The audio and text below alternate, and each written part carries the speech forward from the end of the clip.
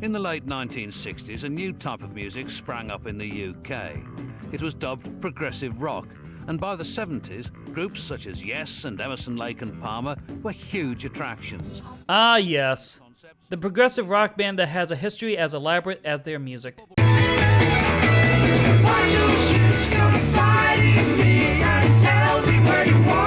Formed in 1968, the London act has been through the ringer when it comes to achieving success. After their first 2 albums were commercial failures, the band risked being dropped by their label Atlantic Records.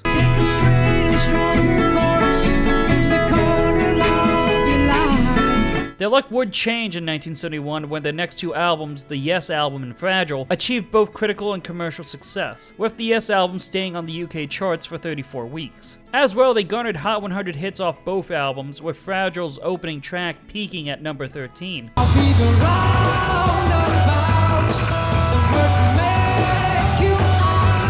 For the rest of the 1970s, the band would continue to gain a loyal fan base, traveling on numerous tours with eccentric stage acts, performing their long and very intricate pieces that would just go on. But that's okay, because their music is really good. By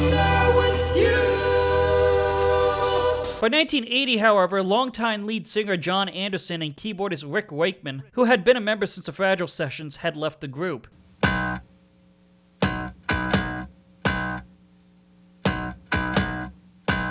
Initially taking over their roles were Trevor Horn and Jeff Downs, who at the time were part of the new wave duo The Buggles, known famously for making Video Killed the Radio Star, the first music video shown on MTV. I am a camera.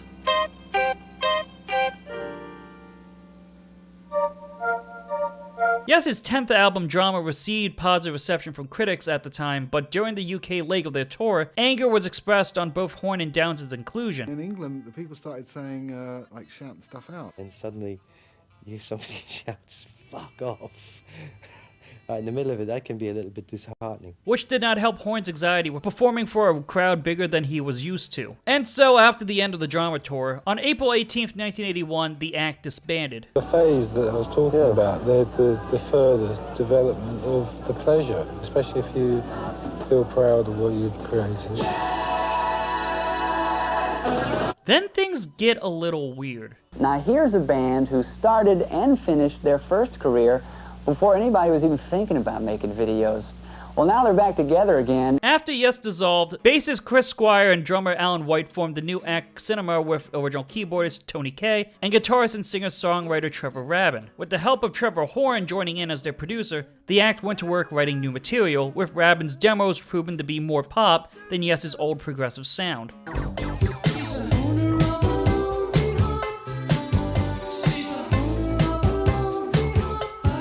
But in the middle of these recordings, John Anderson was invited to join the group as their singer, and at the suggestion of executives, the band's name was changed from Cinema to Yes. Eventually, Cinema was, Cinema was what we were going to be called Cinema. An appropriate enough suggestion considering the lineup consisted of 4 former members of Yes. Anyways, by 1983, their 11th album, 90125, was released, and with it came their first single.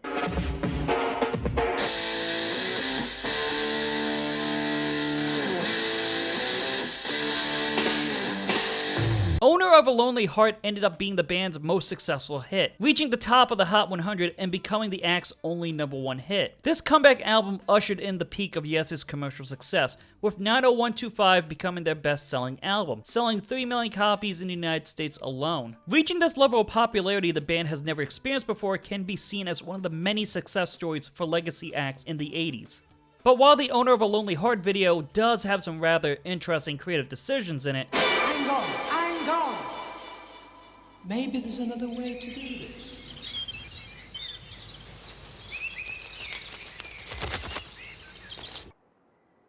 What the hell is that? this is not our focus today. What we will be talking about is a project that I consider to be boring, excessive, fascinating, and arguably one of the most mysterious pieces of history in early music videos. I can feel no sense of measure. So keep all of this in mind, as it is once again music video time, and this history lesson is on Yes and Leave It.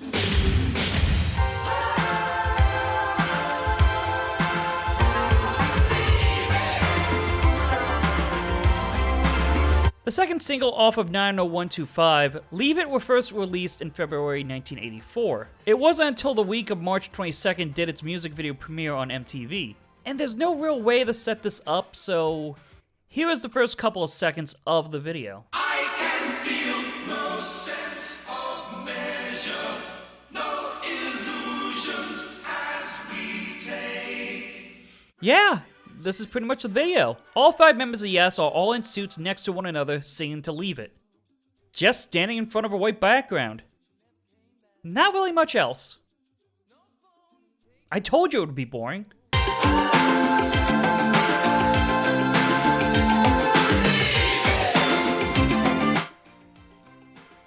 Yeah.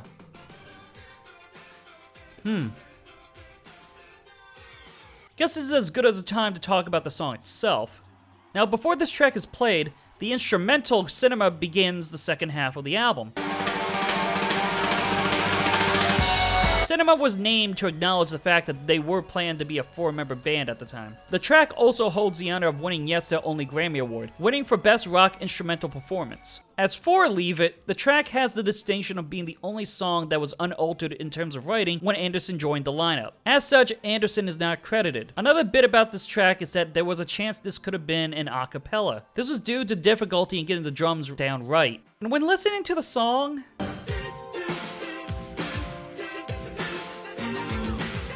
the drums are a bit underwhelming. Also, there is this one lyric that always gets me.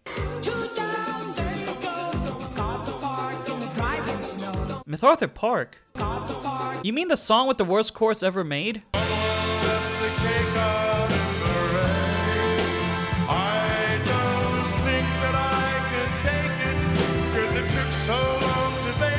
I don't know why, but this part always puts a smile to my face. Man, sure isn't a lot of nothing in this video, huh? Is there more to this? Well, there's one important fact about this video. You're watching it upside down.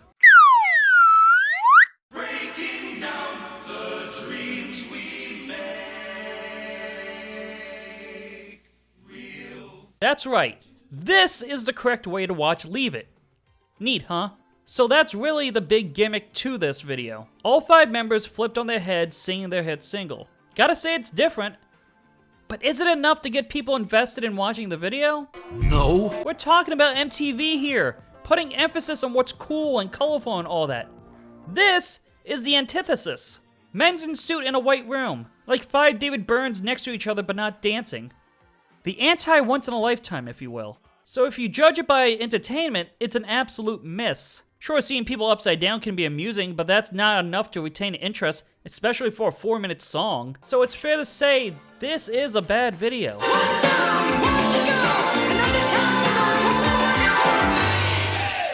Now, if this was just the end of our history lesson, this would have been very anticlimactic. And yet, there's still more to say about Leave It. So let's start over. I can feel no sense of measure. So everything is still upside down. Nothing special here. At first. Breaking down the dreams we make real. Now it's getting interesting. Compared to the first video, this one has actual movement. Albeit artificially. You see, the members of Yes are moving around with the power of special effects. Hi, Dan Aykroyd. Hi, this is Dan Aykroyd on special effects in music videos. The video revolution has brought us all to the edge of a new precipice in our existence. A vast, new space which I like to call the future. If there's one thing that has never aged well, it's special effects on television, and even more so with early music video special effects. Guys like me, who simply like to blow stuff up for no reason at all. Now, to be fair, the 80s did have a slew of amazing videos that had effects that still hold up well. But when it comes to early MTV music videos, to put it politely, they are rather quaint. While in my case here, it's nothing more complex than a jet stream of pure helium running up my pant leg into my neck. And this version of Leave It, meanwhile, is definitely quaint. To hurling me willy-nilly around the room for no apparent reason. Their bodies spin, go downstairs, get stretched, fade in and out. They probably have kung fu grip. But overall, this is a much better video than the first version, which I guess wasn't that hard. But does this still warrant a session of music video time? Yes, these effects were probably impressive back in the day, but now you can easily do this with the help of Photoshop and After Effects.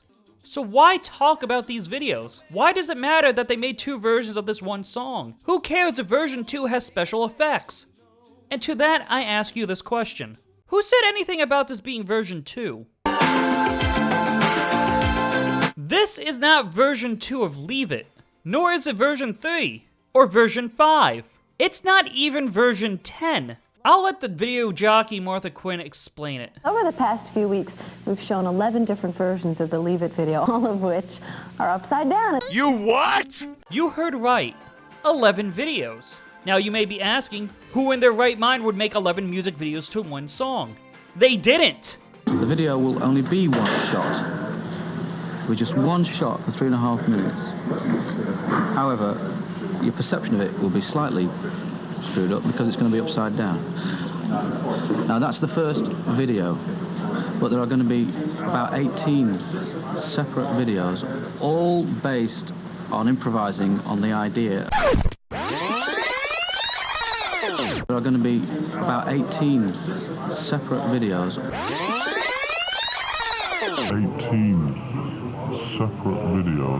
18 music videos.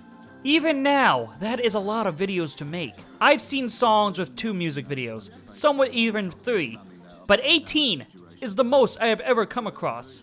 Should I call Guinness? So questions should be answered here.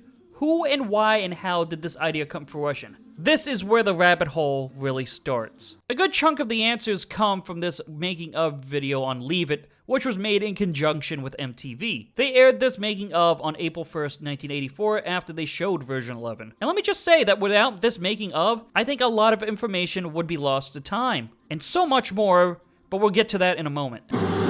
So let's start with the first important question. Who directed Leave It? That honor would be bestowed upon 2 people, Kevin Godley and Lol Creme. Previously band members to the English rock group 10cc, by 1977 the 2 men left the band to form their own group, aptly named Godley and Creme. But while making music of their own, the 2 also had their hands making music videos. The first being an Englishman in New York, and let me just say, Jesus Christ! Digital rifles, drilling quivers, surgical stockings, mark his and hers. Strange apparatus, even stranger theme. But they also directed music videos to other acts, ranging from the Police, Duran Duran, Herbie Hancock, and of course, Yes. In fact, 2 of their music videos were nominated for Video of the Year at the first ever Video Music Awards. So with credentials like that, how could you not want to hire them? Yes's manager Tony Demetriades remarked that Godley and Creme were chosen to direct Leave It in an attempt to get away from what he calls the MTV video clip cliches. There are no women or vintage automobiles or desert sands to be seen. The concept was designed to create audience participation videos. In fact, the first time you see one of these clips, you might need to do something with your body. The idea for this video is for people to stand on their head or turn their TVs upside down. Anyways, choosing the duo does make sense, considering Godley and Creme had made 2 Video of the Year nominated videos at the time. But this is a far cry from their previous work. Creative, yes, but made rather simplistic. And there is still a lot of questions to be had here. Why make 18 music videos? And why have them upside down? Thankfully, we had the MTV produced making of video to shed some more light on the production. In a nutshell, the basis of this video is one shot of the group. The group are intentionally going to be made to look as bland and as undemonstrative as possible. Let me just say, immediately telling people you wanted to make music videos be intentionally boring is awe-inspiring. Each version of Leave It, meanwhile, were all improvised. And throughout they make it a point they don't want to spoil what happens in these videos. I have nothing further to say on the matter. And the reason for that decision was due to them holding a contest. This contest is pretty simple enough. You have to spot the differences between all versions of Leave It. The contest was open-ended, meaning that everybody who answered correctly would win. They must have not had faith in how many winners they could have with the contest though, as they were insured by the Lloyds of London in the event they could get more winners than expected. They also showed versions of Leave It as a marathon back-to-back on the same night. Now if we are to assume they aired at least 12 of these videos as part of the marathon, with the song being 4 minutes and 14 seconds, then that would put it at 51 minutes. And adjusting for commercials, that's an hour of content right there. Gotta say that does justify there being so many. As to why they had chosen the arbitrary number of 18, I have no clue. What I do know is that production of these videos all happened in one day. I don't know exactly how long the shoot was, but thinking of filming so many videos in one day sounds exhausting. And that's not even getting into the editing process. Tinkering around with special effects for some of these could not have been easy. Unfortunately, I was unable to find the exact budget for these videos. It's safe to assume it went into the 6-figure range. Despite the availability of the making of video, there are still some bits of information that aren't fully explained, especially due to the planned sequencing of the music videos. Luckily, I found a Billboard article that filled in the gaps. For starters, according to Tony Demetrius, by the time they sent out the music videos to MTV for approval, the last 3 versions were not sent to them. Another tidbit was that apparently, Yes's record label Atco, which were part of Atlantic Records, were not consulted by the band about the videos. In fact, it wasn't until the final shoot and the editing process was completed did they know what the final product was. Atco's reaction to being left out of the creative process was said to be non-committal. A spokesman for the label had this to say about the videos. Yes is a supergroup like the Rolling Stones. They simply delivered the clips to us after finishing them, and Atco had no input as far as the total concept went. Our feeling is, we'll just sit back and have some fun with it. So they definitely took this in stride. Even the Atlantic vice chairman Sheldon Vogel is said to have had a cameo appearance in one of these videos. While Leave It the song was received positively and is considered one of the better tracks off of 90125, the same reception can't be claimed for the videos. From what little I found from contemporary reviews, this one review makes me believe there was animosity towards these videos when it was released. The idea here was to do something different, but have the members of Yes do the song upside down. Great idea, huh? Try again. The video makes you want to turn your television upside down to get a clear picture of what's going on. The tricky camera scenes of the band wiggling around the screen are hard to watch. The song doesn't help much. It's a listless tune with lyrics such as dee dee dee dee doo doo doo. This video is just plain bad and annoying.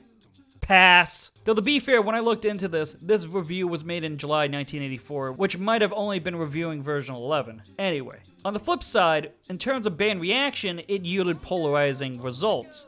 In a 2021 interview with Trevor Rabin, while being happy with how Leave It came together as a song, he hated these videos, calling them absolute crap. But this might have to do with Rabin hating every Yes music video. He seemed to have hated Owner of the Lonely Hearts video the most, so that's a net positive for Leave It. The only other member I found to have commented on these videos was John Anderson. Unlike Rabin, Anderson actually liked the music videos. From a brief mention in the book MTV Ruled the World, The Early Years of Music Video by Greg Prato, Leave It, which is a totally surreal sort of video, which I loved, it was, we're going to be upside down. That's cool, let's do 17 versions. Oh great, that's amazing. So there are actually 17 versions of the video, which is perfect. Anything more abstract really reaches me, because it's something that I'll remember, where sometimes you do a video and you think, okay, that looks okay, and 10 minutes later, you don't care. But something that's abstract, you can look at it now and think, that's a damn good video, because it's different. But I think what may be the most fascinating reception to the videos came from the production crew themselves. Shooting 18 rock videos in a day is a little crazy. While remaining anonymous, some of the people involved with making Leave It were quoted as saying that the videos were the Heaven's Gate of music videos. It has been called the most controversial motion picture of its time. It is the most talked about and written about film of the decade.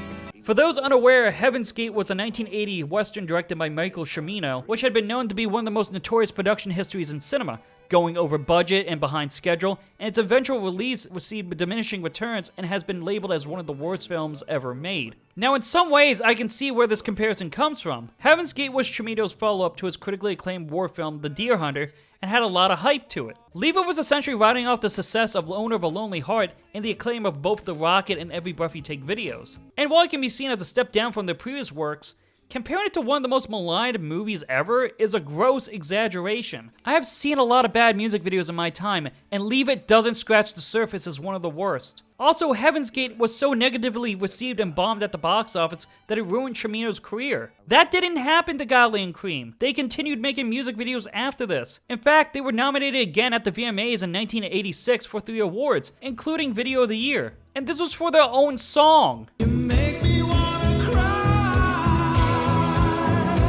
Cry has the distinction of being the duo's only US hit, as well as being influential in music videos for its effects.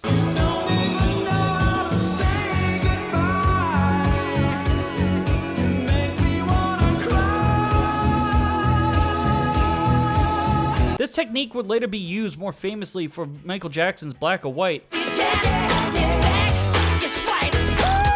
But this is an example of the two being pioneers for music videos.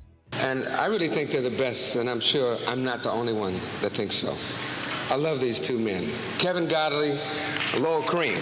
Hell, the same VMAs saw them receive their Vanguard Award for their directing. I want to know why it is that every form of art that becomes commercially successful suddenly decides to play safe to maintain its success.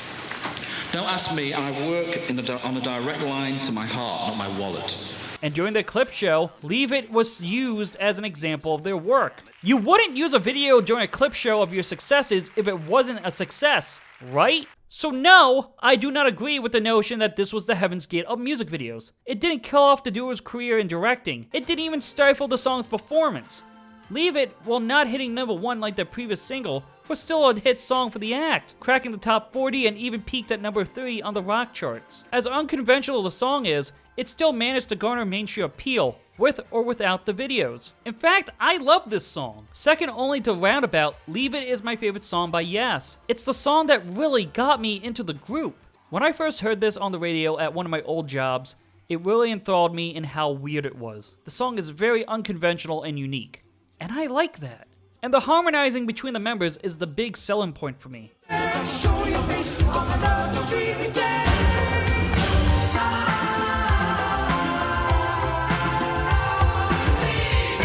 I absolutely recommend listening to it or in an acapella. It's a very well made song, and it is definitely one of the best outputs for 80s Yes.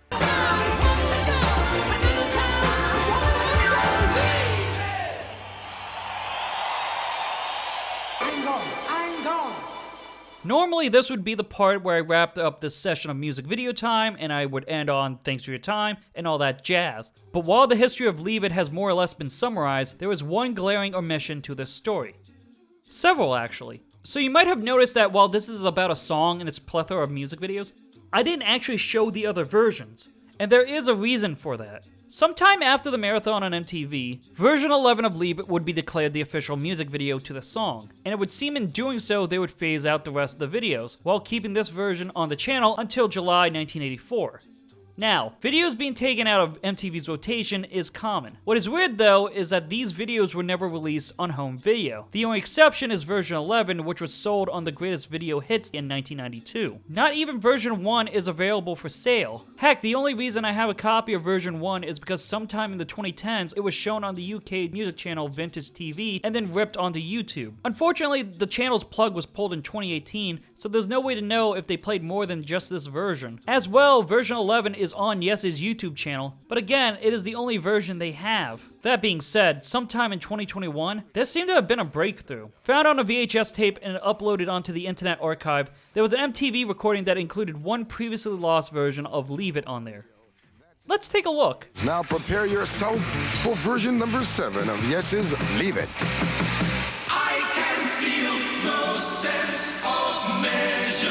So this is version 7 of Leave It, and it's only John Anderson in the video. Seeing this, I can see why there was contempt for these videos. This is the most uninteresting of the videos I've seen thus far. But this puts things in perspective as to what the videos were like when they were on MTV. As well, they announced which version of Leave It would be playing. Prepare yourself for version number 7 of Yes's Leave It. Not only by the VJs themselves, but you can see the credits, which are upside down. specifically saying which version is playing. That is a really cool attention to detail. But what's more important is what day this video was on MTV. According to the upload, it was a recording of MTV on March 28th, 1984. According to the Billboard article, it said that they started showing these videos on a Wednesday, which was March 25th, 1984, 3 days before this version of Leave It. I'm not entirely sure, but I'm guessing that in between the 25th and April 1st, they only showed 11 versions of these videos, even though they submitted 15 to MTV. While this gives a perspective of how they initially distributed these videos, we're still left to figure out what the concept of each video was. So we've done version 3, let me just check. We've done the one with the different tie, right, so I can take this off. And funny enough, the making of video does provide a glimpse of what each version was supposed to be.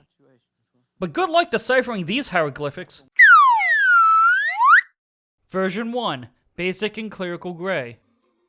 That sounds accurate. Version 3, tribute to Jeremy. Who the hell is Jeremy? Version 7, zoom for zoom's sake. Version 8, surgeon's dilemma, a male practice suit.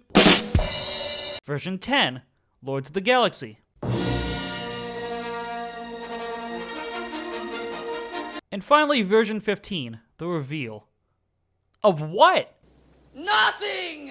Absolutely nothing! Now, I joke as the making of video does show bits of different versions of Leave It, and boy, some of these ideas seem wacky by themselves. One version has them turning their back on the camera. One has the lyrics to the song, obviously upside down. And one resulted in the man only having 3 spleens left. But as to the context of which version is which, that is more difficult to pin down.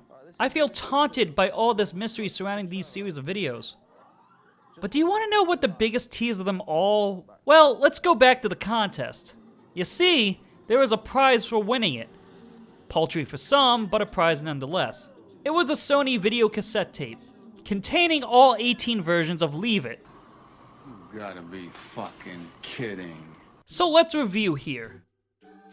Yes got critically acclaimed music video directors to make a music video to one of their songs. Their session ends up producing 18 instead. 18 separate videos. Then they release each version day after day until they air all of them as a marathon, as well as hold a contest to audience members to spot the differences. And the prize for this contest is a tape containing all the versions, which I may add may have included versions never aired on the channel, so they were exclusively shown on magnetic tape. And this is the only way to watch most of these videos, as for some unknown reason, they have not shown any of these other videos outside the 1980s and may never at this point.